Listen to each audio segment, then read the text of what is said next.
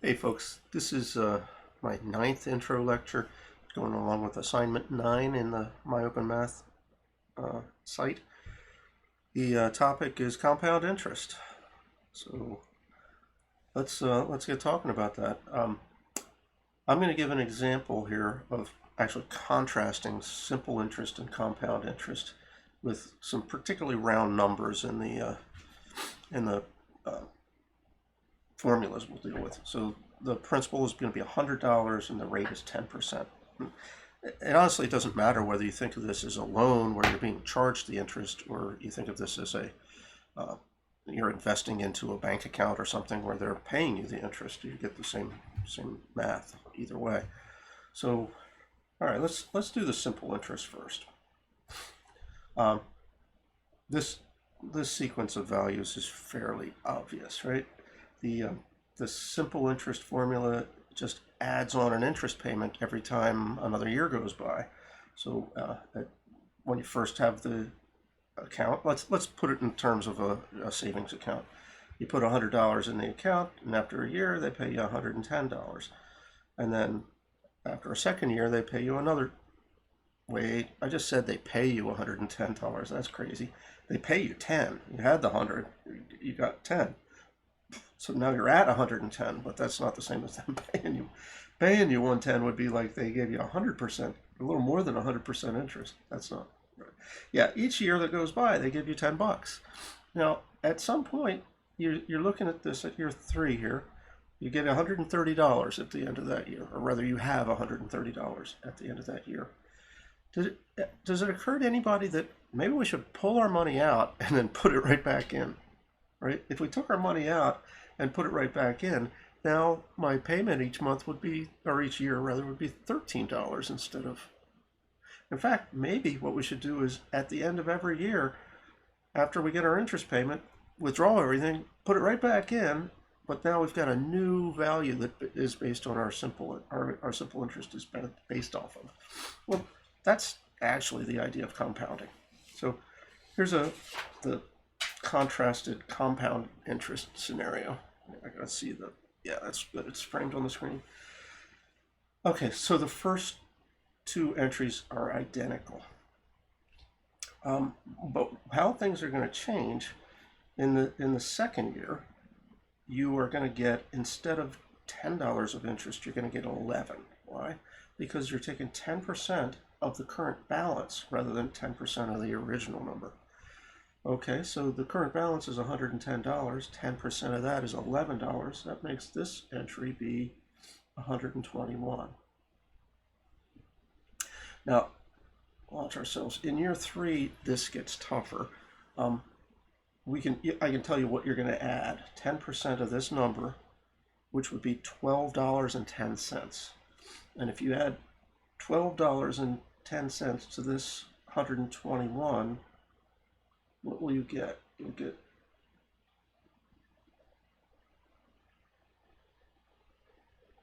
I think that's right. Let me just check. Yeah, that's 12 plus a few pennies extra. All right. And then now it's going to get even tougher to get to year 4.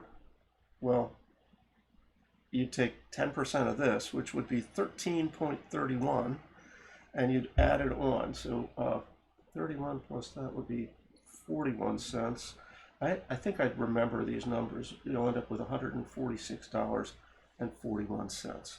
Now, if I worked out the same thing for the simple interest thing, that's easier. You just have 140 right there. So dots on both sides, really. Well, let's take a look at these things in a bit more depth. The, the simple interest formula, you should recognize this as being a linear formula. Why do you see that? Well, if you figure out how are we changing going from one entry to the next here, what's going on is that we're just always adding 10. And that means the difference between consecutive terms is always 10. That's a common difference. That's the hallmark of a linear formula. In fact,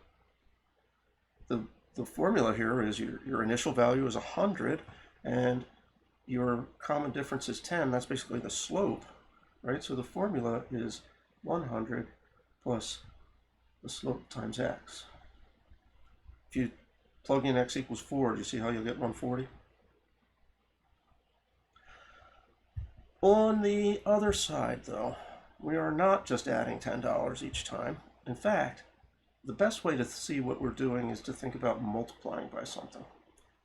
And what we're multiplying by is not 10%, but rather it's 1 plus 10%. If we only multiply by 10%, a lot of times people think that's what you should multiply by. But that would shrink your amount, right? You'd go from $100 down to $10. We're timesing by 1.10, just 1.1. And that's the same thing we're multiplying by there. We're timesing by 1.1. In fact, the common ratio here is 1.1. Now, when you have a common ratio that's fixed, then that's the hallmark of an exponential function. So this guy is exponential. Shall we work out what the formula is? Yeah, why not? For this one, you have 100 is your initial amount, and you multiply by 1.1 some number of times. That's raising 1.1 to the x power. So yeah, you get an exponential growth there. So I want to tell you guys a little anecdote about a movie that you may have seen. I hope you've seen it, or there's been various incarnations of this movie, Ebenezer Scrooge, and the story of, well, actually the title is A Christmas Carol, and it's by, I can't think of the author. It'll come to me, but anyway, kind of not important. There's this character whose name has become synonymous with somebody who's like greedy and tight with their money. Scrooge in this movie, and Scrooge is a banker, sort of an individual banker. He loans money to people, but he also takes accounts with people. In this movie, the initial scene is his assistant is working out some kind of paperwork for him on Christmas Eve, the night before Christmas. And it's supposed to pull at your heartstrings that this poor guy is having to work on Christmas Eve. And beyond that, the guy Scrooge is so miserly that he doesn't even allow the guy to have enough coal to keep the office warm. So it's freezing cold in there, and he's working on the books. And so it really sets Scrooge up as being this cruel boss. But that was actually a very real scenario. See, as the end of the year is approaching, and this is a time long before computers were around, all the accounts had to be updated based on interest payments were about to be made. As soon as the first of the year hits, you get interest. Now, it's an interesting timing on that. They picked the first of the year, I think, with malice aforethought. The problem is that a lot of people will have put money on deposit with this firm, right? And along as Christmas approaches, they go, oh, I need to take that money out so I can buy stuff for the kids. So they go and take the money out, and that means they get squat. They get their money back, but they get no interest because the interest is paid on January 1. So anyway, the point really is that Scrooge wasn't being that cruel. All the banks at that time had a whole lot of work to get done right before the end of the year.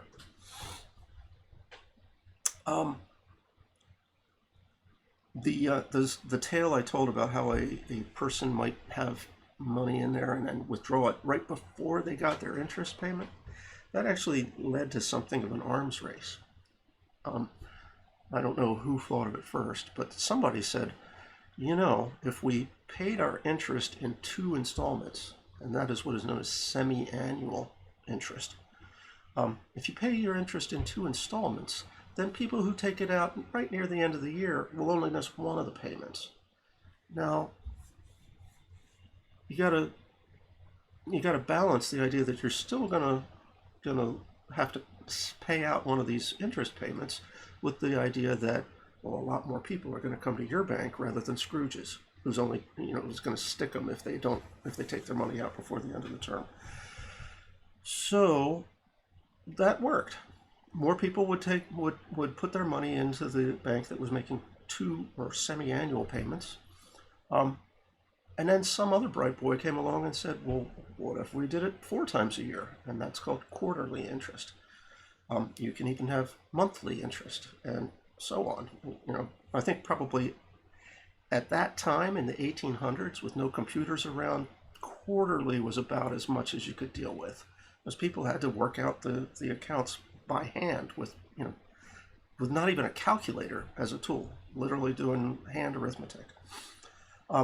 It is the case, though, that not long after that, in I believe it was the 1870s, you did have the introduction of mechanical calculators, and that's bizarre for us to think about. Not this kind of thing with electrons inside of it, but a big mechanical thing with gears, and it had a big lever you had to pull to make it actually do the calculation. Very different from just hitting the enter key on these guys. Anyway, these mechanical calculators made it possible for all this accounting work to get done much more frequently. So monthly, even weekly interest could be done after that point.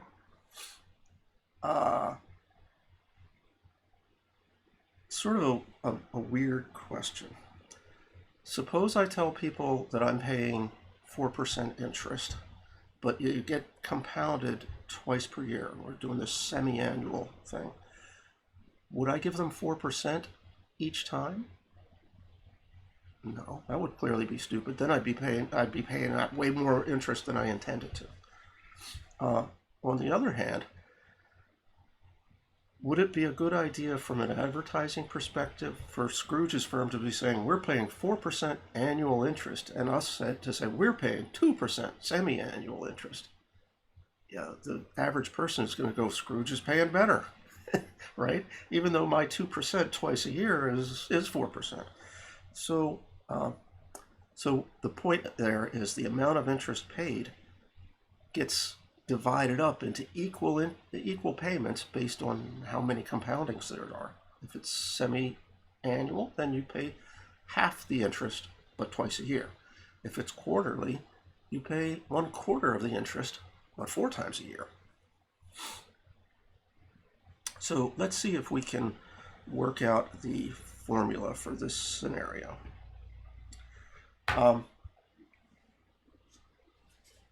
First of all, the formula, and this is for compound interest, the formula involves these variables. P, that's the principal. I guess I should probably write these in. P is principal.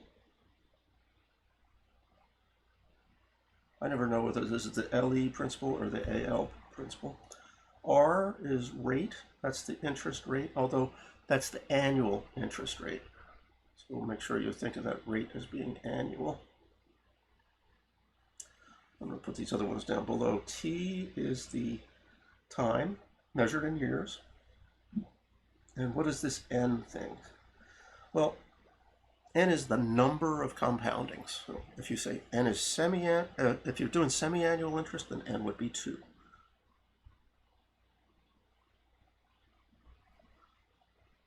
But if you're doing monthly, N would be 12.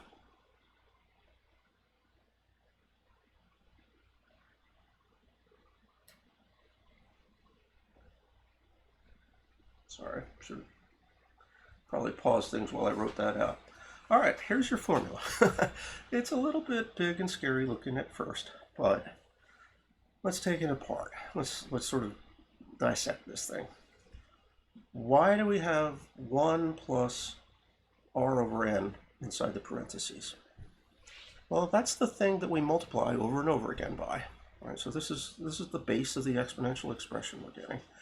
And why is it r over n? Well, that's what I just explained, that you're going to have 1/n of the interest paid in each compounding. All right, so we've got 1 plus r over n, that's the base. Why is the power n times t? That's actually pretty straightforward too. T is not the right thing to use as the power. That's the number of years that have gone by. Could be a fractional number, right? But N times T is how many payments have been made. Right? If you're doing N is 12 and T is 2, you've made 24 interest payments. So that's the correct thing to use as the power. And then, wait, the P out front makes perfect sense. This is the multiplying factor that you times the initial investment by to get the formula. Okay, so I want to fade over to something that's in the textbook here. That's the right thing. Except that is our GeoGebra. This is the thing from the textbook I wanted to show you. What they're doing, and this is a pretty extreme example, but they're assuming your interest rate was 100%. So that is, in a year, you'll pay the full amount, the full principal as interest. The other thing that's sort of extreme in this is that you see how the thing up front is $1. So we're having a principal of 1, but an interest rate that's large, doubling our money. So if you're doing annual compounding at this rate, you'll get $2. Of course, right? At the end of a year, you get $2. This is what it looks like if you do semi-annual compounding. You'll have your principal is $1, and then the part in the parentheses is 1 plus the rate divided by the compounding interval, 1 divided by 2, and then you'll raise it to how many compoundings are there in a year? 2, because it's semi-annual. Now, if you work out what that is, they've done the arithmetic for us, but it's $2.25. And that is the first instance of a very common theme. The more frequently you compound, there's this effect of compounding that increases the yield. So even though, in this case, we would say we were trying to do 100% interest, what we ended up with is 125% interest. Really? So there's an idea that you'll see a lot in banking that people talk about effective annual yields. That's the idea of that is just to erase the importance of whatever compounding scheme is being used and figure out, all right, how much do you actually get in a year? What is the effective yield you would get? It's basically working it out as if, do the compounding, but then figure out what would that have been if it was an annually compounded thing. In this case, it's 125% in 1 year. Well, now, the point of showing you this table, though, is to look at what happens as we go to quarterly. Now, this compounding effect takes charge, and the effective annual yield is 144%. If it goes to monthly, it's 161%.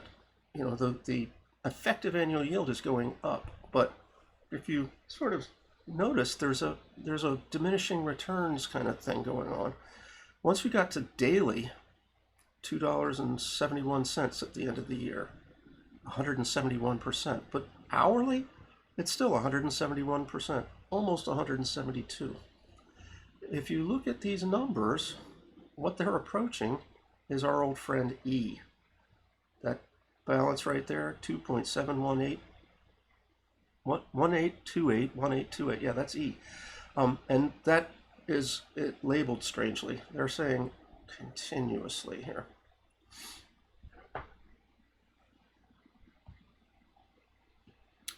The best way I can put this to you is by analogy.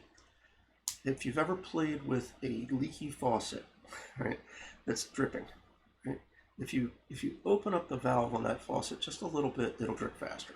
So sometimes you push them really hard and it'll shut it off completely, but crack the valve a little bit and it drips.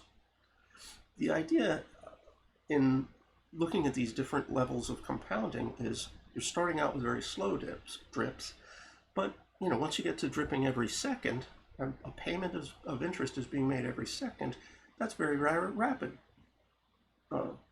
dripping. But if you're actually working with a physical faucet, there comes a point when the dripping goes away and suddenly you've got a stream. The water's just flowing.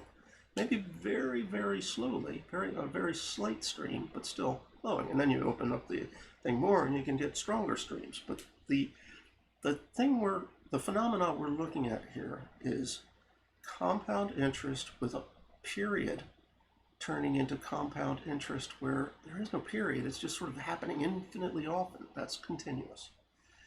You literally think about money not in discrete terms, individual payments happening, but as a flow. There's a flow of money into an account that's happening all the time when you have a continuously compounded account. As a matter of fact, though, most accounts these days are continuously compounded. Why? Because this formula, whoops, I got to transition so you can see the thing I'm pointing at. Wrong thing to transition to. This one. This formula, that's a hairy one, and it's, of course computers are doing this work now, but the formula for continuous compounding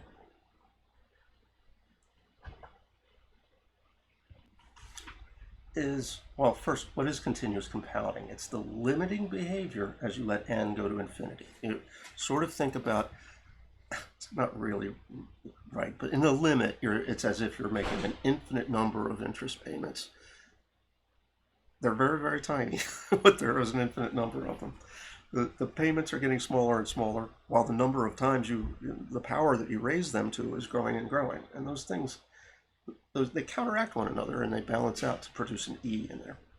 Anyway, our formula for this scenario is P e to the RT, something that I talked about previously when we were doing exponential growth. I think that most folks in the finance world have run into this formula before. It's all over the place. You should, there is a way to sort of do the algebra to show that that periodic compounding formula turns into this one, and that's doable, but I think for us it's better to just leave that little magic behind the screen. Just treat these as two different things that you need to work with in two different scenarios. If they say anything about continuous compounding, you want this guy. If they say periodic compounding, you want this guy. Last thing, I just want to mention some terminology. The problem is I used this terminology, but it wasn't ever written down, so I just wanted you to see it. There's a couple of different values of n, this period, or this number of times that we compound per year, that have special names. So the first one, n equals 1, is just annual compounding. N equals 2 is called semi-annual. N equals 4 is quarterly, and n equals 12 is monthly. You don't typically have names for things like weekly compounding or hourly compounding, but I guess that you could make those up. But you definitely want to know what those big four possible periods are. All right, though, so that brings us to a close for today. Have a good rest of your day.